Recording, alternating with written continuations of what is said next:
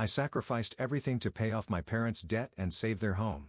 Then I found the new deed, signed over to my spoiled sister. They told me I was jealous when I cried. So I showed them the fine print in the financial agreement I had them sign. Their blood ran cold when they realized I technically owned. The moment I finished typing the last zero into my banking app, my hands were shaking so badly I nearly dropped my phone. $270,000. Final payment. Done. I stared at the confirmation screen until it went dark, half expecting it to change its mind. My name is Savannah, and I just spent the last 5 years of my life paying off my parents' debt. Every bonus, every raise, every spare dollar I could scrape together went straight into that black hole. While my friends bought houses and planned destination weddings, I lived in a cramped studio apartment and drove a car held together by duct tape and prayers. But it was worth it. Had to be worth it. This was our family home, the only place I'd ever lived, the place where my height mark still decorated the kitchen doorframe. I couldn't let the bank take it. I walked downstairs to the kitchen where Mom was arranging flowers in a vase, probably for one of Charlie's social media posts. My sister's influencer career meant our house was constantly being rearranged into aesthetic backdrops. "It's done," I said, trying to keep my voice steady. "I just made the final payment." Mom barely looked up. "Oh, that's nice, honey. Did you remember to pick up those specialty light bulbs Charlie needed? She has a sponsored post due tomorrow." The excitement in my chest deflated like a punctured balloon. "Mom, did you hear what I said? The debt is cleared. The house is safe." Of course, of course." She adjusted her rose. "We never doubted you'd handle it. You're so good with money, unlike your sister. Speaking of which, she needs the new landscaping budget for her YouTube travel series. Something about brand consistency?" I gripped the kitchen counter. "That money is for fixing the sprinkler system." "Well, your sister's career is taking off. We need to support her while she has momentum. You understand?" "Right, sweetie?" Before I could answer, Charlie bounced in wearing what looked like $300 worth of athleisure. "Mom, the lighting is perfect for my morning routine video. Can you help me set up?" Mom immediately abandoned her flowers. "Coming, darling." I watched them disappear upstairs, my throat tight. 5 years of my life summarized with, "That's nice, honey." I don't know what I expected. A celebration dinner? A thank you card? Anything? That night, I couldn't sleep. I went to Dad's home office to find some aspirin, opening his desk drawer where he always kept a bottle. Instead, my fingers brushed against a thick manila envelope. I pulled it out, curious. Property deed documents spilled onto the desk. Normal enough. We'd been dealing with plenty of paperwork lately, but something made me look closer. My heart stopped. The name on the new deed wasn't Wong Family Trust like it should have been. It wasn't even my parents' names. It was Charlie's. Just Charlie's. I flipped through the pages frantically, checking dates, signatures, terms.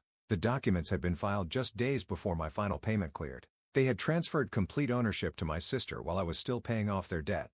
My hands trembled as I read it again and again, willing the words to change. The room started spinning. 5 years of my life, my savings, my dreams, all to save a house they'd already secretly given away. I stumbled to the bathroom and threw up, then slid down against the cold tile wall. Through the thin walls, I could hear Charlie's voice drifting down the hallway.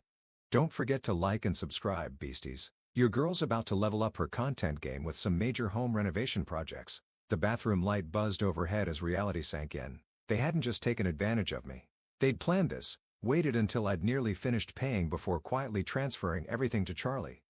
They'd watched me sacrifice everything, knowing exactly what they were going to do.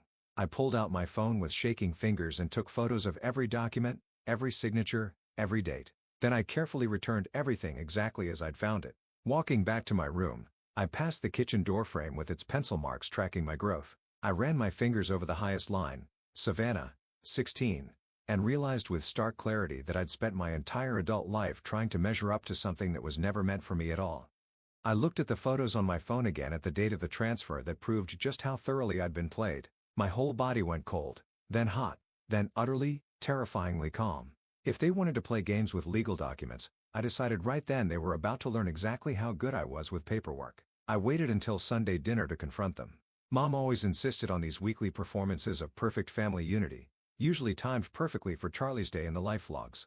"So," I said, setting down my fork, "when were you planning to tell me about the house?" The clinking of silverware stopped. Dad suddenly became very interested in his mashed potatoes. "What about the house, sweetie?" Mom's smile was practice perfect. "The deed transfer to Charlie, when were you going to mention that?" Charlie rolled her eyes dramatically. "Oh my God, are you seriously trying to start drama right now? I'm in the middle of filming."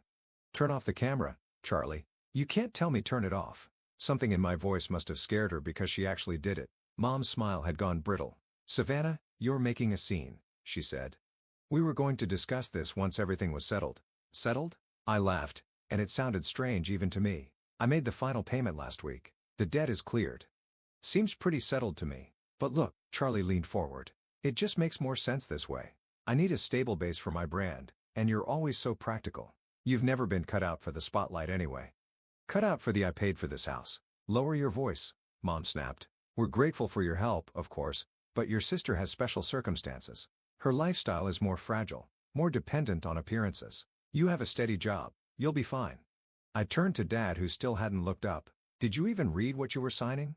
He shifted uncomfortably. "Your mother thought Neil." Mom cut him off. "We made this decision as a family. I'm family too."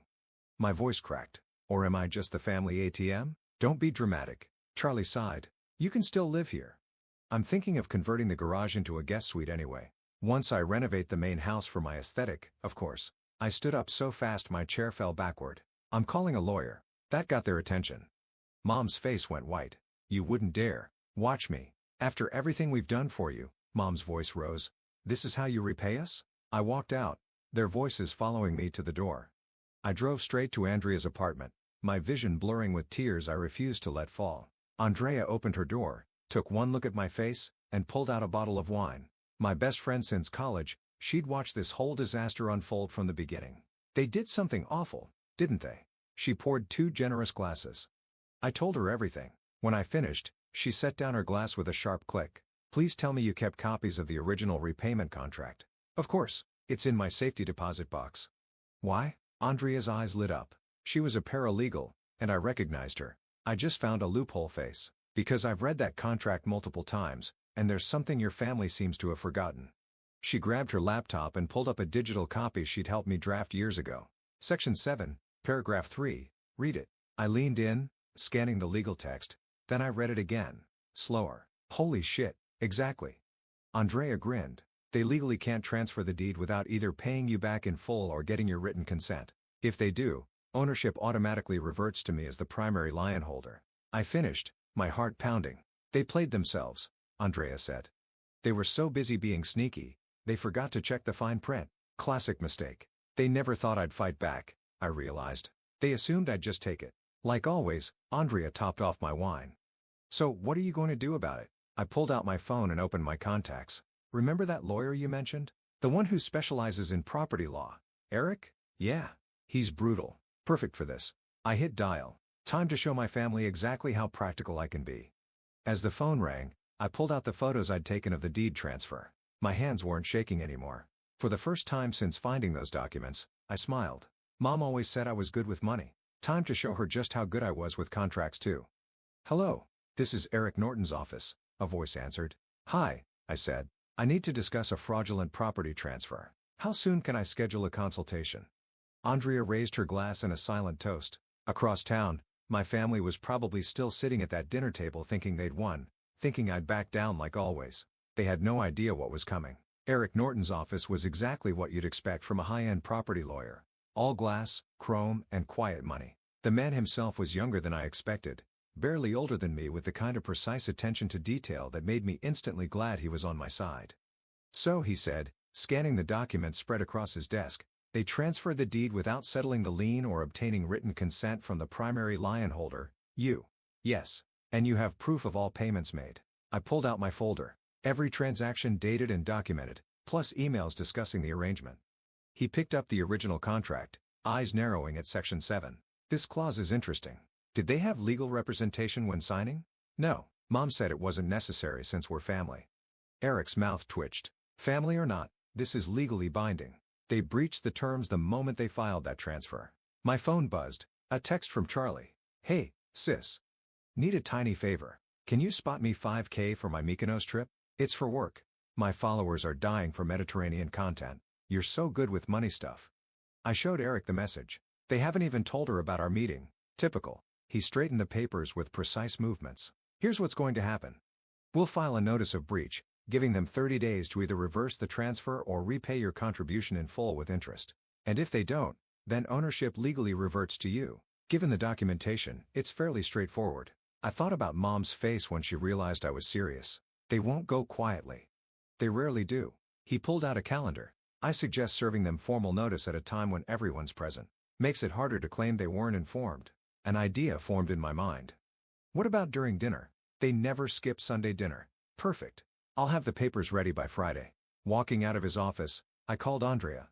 I need a favor. How good are you at making fancy envelopes? Like wedding invitation fancy or ransom note fancy? Somewhere in between. I'm planning a special dinner delivery. She laughed. I'm in. Want me to help serve them too? Actually, yes. They're less likely to make a scene with an outsider present. Another text from Charlie popped up. Hello? The flight deals expire tonight. Don't be selfish. I typed back. Can't wait for Sunday dinner. I have something special planned. Mom called almost immediately. Savannah, are you bringing someone? Should I set an extra place? Just Andrea. And, yes, please set an extra place. It's going to be a memorable meal. I spent the next few days gathering everything, bank statements, transfer records, timestamps of every payment. Andrea helped me arrange them in elegant envelopes, one for each family member. You're really gonna do this, she said, sealing the last envelope. They gave me no choice. No, they didn't. She squeezed my hand. I'm proud of you. Sunday arrived with perfect timing. Mom had decorated the table elaborately, probably for Charlie's social media. Dad was quieter than usual, picking at his sleeve. Charlie bounced between selfie poses. So, Mom beamed as we sat down. Charlie has exciting news. Tell them, sweetheart. I got sponsored by a major collagen brand, Charlie squealed. They love what I'm doing with the house aesthetic. Mom and I were thinking of redoing the whole first floor to match their vibe. Interesting timing, I said, pulling out the envelopes. I have some news too. I placed an envelope in front of each of them. Mom's smile faltered. What's this, honey? Open it. They did. The sound of rustling paper filled the room, followed by absolute silence. Mom's hands started shaking. Dad's face went gray. Charlie just looked confused. I don't understand all this legal stuff, she whined. Let me help, I said, opening my laptop. These are copies of the original contract. And these, I pulled up the bank records, are timestamps of every payment I made, all $270,000 worth. Savannah, Mom whispered. What have you done? No, Mom. What have you done? You have exactly 7 business days to settle your debt, or the house becomes mine legally and completely. You can't. I can. It's all in the contract you signed. Maybe you should have read it more carefully. Charlie's face crumpled. But what about my collagen campaign? I stood up, Andrea following suit. You have 1 week. Choose carefully. Walking out, I heard Mom start to cry and Dad trying to calm her. But for the first time in my life, I didn't turn back to fix it. They'd made their choice. Now it was time for consequences. The next week passed in a blur of angry texts and missed calls. Mom cycled between guilt trips. How could you do this to your family? And thinly veiled threats. You'll regret this, Savannah. Dad sent one message. Please, let's talk about this. I ignored them all. Charlie, meanwhile, went on a social media rampage. Her followers got treated to tearful Instagram stories about toxic family members and dealing with betrayal. She never mentioned the money, of course. That wouldn't fit her carefully curated image. On day 6, Mom demanded another family dinner. Fine. I texted back. 7 p.m. I'll bring the paperwork. Andrea offered to come again, but I needed to do this alone. When I arrived, the dining room looked like a magazine spread. Mom had really outdone herself. Crystal glasses, fine china, fresh flowers, like she could pretty her way out of this. Sit down, honey, she said, eerily calm. We need to discuss this as a family. I took my usual seat, noting how they'd positioned themselves, Mom and Dad on one side, Charlie on the other, me, alone at the end. We've been thinking, Mom continued, pouring wine nobody touched, about your demands, and we have a counter-proposal. The contract isn't up for negotiation. Just listen, Dad pleaded. Your mother has a plan. Mom smiled her real estate agent smile. We're going to renovate the house, make it a proper content creation space for Charlie's brand. Once it's established, we can all benefit as a family. All benefit, I laughed, like how I benefited from paying off your debt. That's different, Charlie cut in. This is about building something. My followers are already excited about the renovation series. We could be looking at major sponsorship deals. And let me guess, you need me to help fund these renovations? Well, Mom shifted. You are so good with money, sweetie, and family supports family. The sheer audacity stunned me into silence. They still didn't get it, or maybe they did and just didn't care. I pulled out my phone, opened my banking app. Let me show you something. I placed the phone on the table screen up. This is my savings account. 5 years ago, It had enough for a down payment on my own house. Now look at it. They leaned in. Mom's smile flickered. Keep watching, I said, starting to scroll through the transaction history. Every payment I made to save this house, every bonus I gave up, every raise that went straight to your debt. 5 years of my life documented in numbers. Savannah, Dad started. I'm not finished. I pulled up the property records on my laptop. And this is the deed transfer you tried to hide from me, dated 3 days before my final payment cleared. Were you laughing about it? Watching me drain my accounts while you plan to give everything to Charlie? It's not like that, Mom protested. We were trying to secure your sister's future. What about my future? My voice cracked. Did that ever matter to you? Of course it did. But you're stable, responsible. Charlie needs to grow up, I snapped. And you need to pay what you owe. You have 24 hours left. Charlie burst into tears. Real ones this time. Not the pretty kind she used for videos. You're ruining everything. My followers are expecting. I don't care about your followers. I stood up so fast my chair toppled. I care about the 5 years you all stole from me. The dreams I gave up.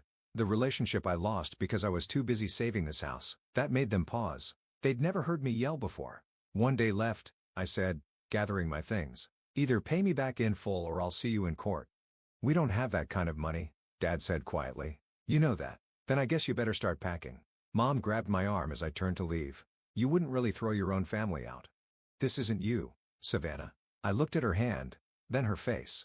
You're right, the old Savannah would have forgiven you, would have found a way to fix this, but you killed her, Mom. Little by little, payment by payment, lie by lie. I pulled free from her grip. The daughter you raised, the one who always put family first, she's gone, and you have only yourselves to thank for that. Walking out, I heard Charlie start another crying fit and Mom trying to console her. Dad called my name, but I didn't look back. Let them cry. Let them panic. Let him finally feel a fraction of what I'd felt, finding that deed with Charlie's name on it. They had 24 hours to make it right, but deep down, I knew they wouldn't. They never did. The deadline came and went. No payment. No calls. Just silence. I was about to contact Eric when Aunt Michelle showed up at my apartment unannounced. We need to talk, she said, pushing past me into my living room. Mom's sister had always been the family fixer, swooping in during crises with her special blend of guilt and manipulation. There's nothing to talk about. Don't be difficult, Savannah. She perched on my couch like she owned it. This situation has gotten out of hand. Really? Because I think it's finally in hand for the first time. She sighed dramatically. Your mother is devastated. Your sister's brand deals are falling through. Is that what you wanted? What I wanted was my family to treat me with basic respect. Oh, please. Michelle waved dismissively. You're not the victim here. Do you know how hard your mother worked to set up that deed transfer? How many favors I had to call in to make it happen quietly? I froze. What did you just say? She realized her mistake too late. Her face went pale. You helped them. I stepped closer. You helped them steal my house. Don't be melodramatic. I simply facilitated the paperwork, made sure it went through without complications. Without complications? I laughed bitterly. You mean without me finding out until it was too late? Charlie needed. Get out. Savannah, get out. I grabbed my phone, or I'll call Eric right now and add you to the fraud complaint. She left, but not before delivering a final shot. Family doesn't sue family. Watch me, I whispered as the door slammed. My phone buzzed, Andrea sending a link to Reddit. Someone had anonymously posted about Charlie's family drama in an influencer gossip forum. The post included screenshots of her crying videos juxtaposed with her luxury purchases. Wasn't me, Andrea texted with a winking emoji. The post was going viral. Within hours, Charlie's main sponsor, the collagen company, announced they were reviewing their partnership. Her follower count started dropping. Then Mom showed up at my office. You have to stop this, she said, mascara streaking her cheeks. Your sister's career is falling apart. My coworkers stared as I led her to a conference room. I'm not doing anything to her career. People are calling her a fraud, a spoiled brat. Her sponsors are dropping her. Sounds like consequences. She's your sister. Mom grabbed my hands. Please, baby, drop the lawsuit. We can work something out. Give her time to rebuild her brand. I pulled away. Like you gave me time to pay off your debt. That's different. We're your parents. Not anymore. She recoiled like I'd slapped her. What? You stopped being my parents the moment you chose Charlie's brand over my sacrifice, the moment you watched me work myself into the ground while planning to betray me. We didn't betray you, took everything I had. My voice echoed off the conference room walls. Every dollar, every dream, every ounce of trust I had in you, and you didn't even have the decency to tell me to my face. I'm your mother, she whispered. No. You're just someone who gave birth to me. There's a difference. She started crying harder. What happened to my sweet girl? The one who always took care of everyone? She grew up. She learned her worth, and she's done being your ATM. My phone buzzed, Eric texting that the court had approved our motion. Sheriff's notice would be served next week. Time's up, Mom. The sheriff will be serving papers soon. I suggest you start packing. You'd really do this? Make your family homeless? My family made themselves homeless when they chose to steal from me. I opened the conference room door. Now please leave before I call security. She walked out, shoulders shaking with sobs. My coworkers pretended not to watch. Back at my desk, I saw dozens of missed calls from Dad and Charlie. A text from Aunt Michelle warning me I'd regret this. Another Reddit thread about Charlie's downfall. Andrea called. You okay? No. I admitted, but I will be. Your mom showed up at your office. Yeah. Full waterworks display. Classic narcissist move, Andrea snorted. When manipulation fails, try public humiliation. It almost worked. For a second, I almost felt bad. Don't remember what they did to you. I looked at my empty savings account. Trust me, I remember. The sheriff serves papers next week, she said. Want me to come with? No. I closed my banking app. I need to do this alone. You're not alone, she corrected. You're just not letting them control you anymore. She was right. For the first time in my life, I wasn't fixing someone else's mess. I was finally cleaning house. 3 days before the sheriff was due to serve papers, I ran into River at the coffee shop near my office. My ex looked exactly the same. Tall, kind eyes, that slight crook in his smile. We'd broken up 2 years ago when I chose my family's debt over our future together. Savannah? He stopped mid-reach for his coffee. I heard about everything. Let me guess. You saw Charlie's meltdown videos? Actually, Andrea told me. He shifted awkwardly. I wanted to call, but we haven't spoken since you moved out. The barista called my name. River grabbed my coffee before I could, holding it out like a peace offering. Have a minute to catch up. We found a quiet corner table. For a moment, we just sat there remembering all the Sunday mornings we'd spent in places like this, planning a future that never happened. You were right, I said finally. About my family, about all of it. I didn't want to be right. He stirred his coffee absently. I wanted to be wrong about how they were using you. Remember when we found that perfect house? The fixer-upper with the big yard? 3 bedrooms, vintage kitchen. You loved the bay windows. We could have bought it if I hadn't given that down payment to my parents instead. He reached across the table then stopped himself. Are you okay? Really? No. I surprised myself with the honesty. I'm angry and hurt and so tired of being the responsible one. You're doing the right thing, you know, standing up for yourself. Am I? Because it feels like I'm turning into them. Cold, calculating, focused on revenge. Hey, he caught my eye. Protecting yourself isn't revenge. Getting back what's yours isn't cruel. Dad showed up at my apartment yesterday, begged me to reconsider, said we could all sit down, work something out. What did you say? That they had 5 years to work something out. Now they get consequences. River nodded slowly. The Savannah I knew would have caved, would have found a way to fix everything for everyone else. She's gone. No, he said softly. She's just finally fixing things for herself. My phone buzzed. Eric calling? I stepped outside to answer. The sheriff's office moved up the timeline, he said. They're serving papers tomorrow morning. My stomach dropped. That's fast. Having second thoughts. No, just reality hitting hard. You can still back out. No, I said firmly. I can't. I went back inside to find River waiting by the door. Everything okay? He asked. Sheriff's coming tomorrow. It's really happening. He touched my arm gently. Need company?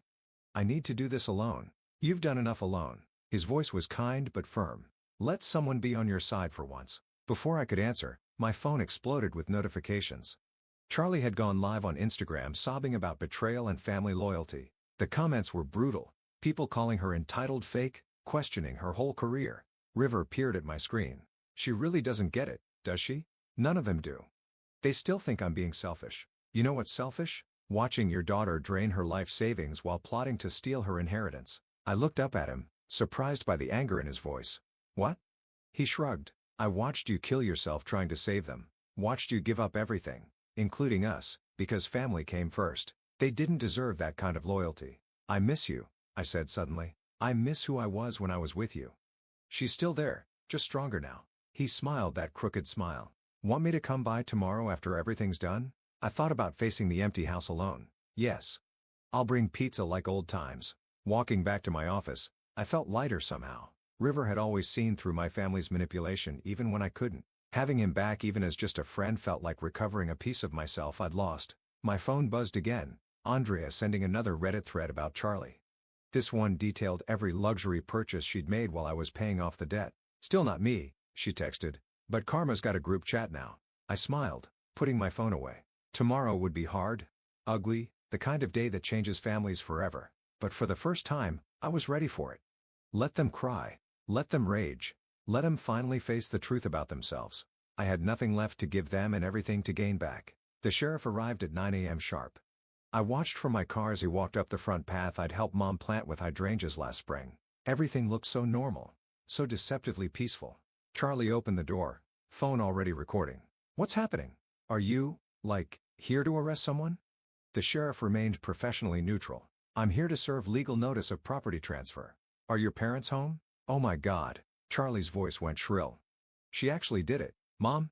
Dad? I got out of my car as my parents appeared in the doorway. Mom's face crumpled when she saw me. You can stop this, she pleaded. It's not too late. It was too late the moment you signed those transfer papers. I nodded to the sheriff. Please proceed. He began reading the court order. Dad stared at his feet. Charlie kept filming, probably thinking this would salvage her failing influencer career. You have 72 hours to vacate the premises, the sheriff concluded. This is my house, Charlie shrieked. I have the deed.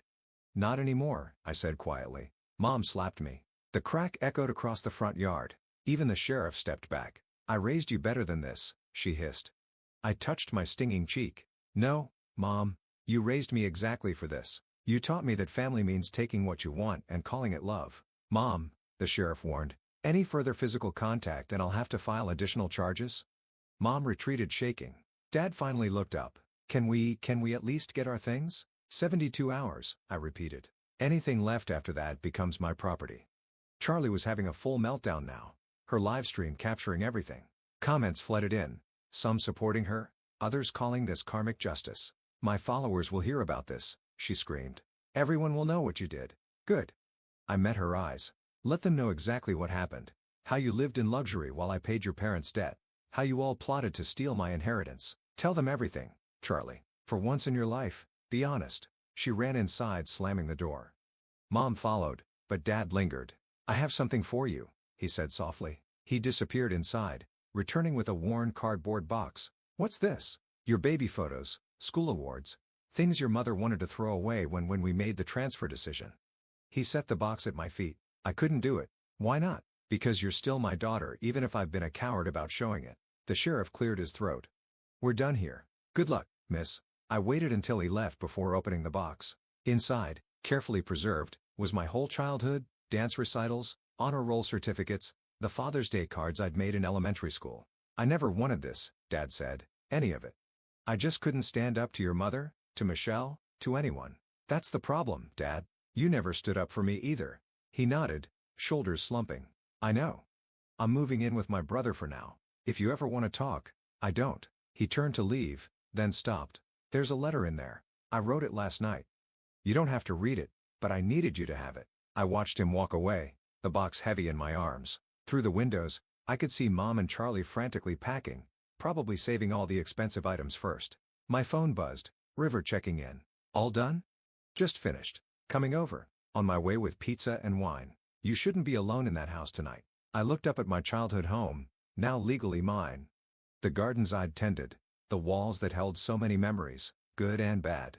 Thanks, I texted back. I could use a friend right now. Inside the box, beneath years of memories, I saw Dad's letter. Part of me wanted to rip it up unread, but something made me open it. Savannah, I never thought you'd find your voice. I never thought you'd stand up to us. I was wrong. You're stronger than all of us combined. I'm sorry I helped break your trust in family.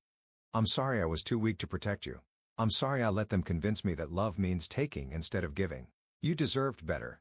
Dad, I folded the letter carefully, putting it back in the box. Through the windows, I could see Charlie filming one last dramatic video in her room. Mom was probably calling everyone she knew, playing the victim. But for the first time since this all began, their drama felt distant, like watching a play I'd finally stopped performing in. The house was mine, and they were just going to have to live with that. The last moving truck pulled away just before sunset on the third day. I stood in the driveway watching my family's taillights disappear around the corner. They'd taken everything they could carry, furniture, electronics, Charlie's endless filming equipment. Mom hadn't spoken a word to me. Dad left another letter I hadn't opened yet. Ready? Andrea appeared beside me, paint swatches in hand. Almost. I walked through each room slowly, touching walls, opening empty closets. The house felt bigger somehow, lighter. River arrived with takeout in his toolbox. Where do we start? Kitchen, I decided. Mom always hated the color I wanted to paint it. We worked through dinner, stripping away decades of my mother's careful staging. Down came the formal drapes that had made me feel like I lived in a museum. Out went Charlie's ring lights and backdrop screens. Look what I found, Andrea called from upstairs. She held up a piece of paper tucked behind a loose baseboard. My college acceptance letter to NYU, the one Mom had hidden because family needs to stay close. You could still go, River said quietly. Nothing's holding you back now. I shook my head. I don't need to run away anymore. This is mine now. Really mine. My phone kept buzzing with messages from flying monkeys, family friends, distant relatives, all telling me how cruel I was being. I turned it off. Your sister's latest video is trending, Andrea mentioned, rolling paint onto the kitchen walls. The deep blue I'd always wanted spread like freedom across the plaster. She's playing the homeless influencer angle, getting some sympathy donations. Good for her. She can use them to rent an apartment. River looked up from where he was installing new cabinet handles. You really don't care anymore, do you? I care, I said, surprising myself with the honesty. I'll always care. They're my family, but I don't owe them anything now. That's the difference. Speaking of not owing things, Andrea pulled out her phone. Check your credit score. I did. Without the crushing debt payments, my score had jumped nearly 100 points. I could actually buy a house now, I realized. A different one. Start fresh somewhere else. Is that what you want? River asked. I looked around at the half-painted kitchen. Had the spaces waiting to become mine. No, I want this one. I earned it. We worked late into the night. Every stroke of paint felt like reclaiming territory. Every new fixture like planting a flag. Around midnight, Andrea left for home. River stayed, helping me set up my bedroom in what used to be Dad's office. Remember when we used to talk about living together? He asked, assembling my bed frame. Yeah, before I chose them over us. And now? I met his eyes. Now I'm choosing me. Just me, for a while. He nodded, understanding. Good, you need that. But maybe when I'm done finding myself, we could get coffee again. I'd like that. He smiled that crooked smile I'd missed so much. No rush though. You've got some living to do first. After he left, I sat alone in my new kitchen. My blue kitchen. Through the window, I could see the garden where Mom's precious hydrangeas were starting to wilt. Tomorrow, I'd plant wildflowers instead. Dad's latest letter sat unopened on the counter. I finally read it. I moved your height marks from the old door frame. They're in the box with your baby pictures. I thought you might want them for the new house. Your house. Love, Dad. Something cracked in my chest. Not breaking, but shifting. Healing maybe. My phone had dozens of missed calls from Mom. One text from Charlie. I hope you're happy in your stolen house. But it wasn't stolen. It was earned, paid for with 5 years of my life, with broken dreams and canceled futures, with every sacrifice they'd taken for granted. I opened my banking app one last time, looking at the empty account that had bought my freedom. Then I deleted my family's contact information, one number at a time. Tomorrow, I'd paint the living room, replace the formal furniture with comfortable couches, make this space mine in every way they never let me before. They all called me selfish, but I'm the only one who truly gave everything. And now, finally, I was giving something back to my cell. I touched the kitchen wall, feeling the fresh paint under my fingers. The color of courage, the color of change, the color of starting over, not running away, not giving up, just beginning again on my own terms, in my own house, in my own life. Finally, completely mine.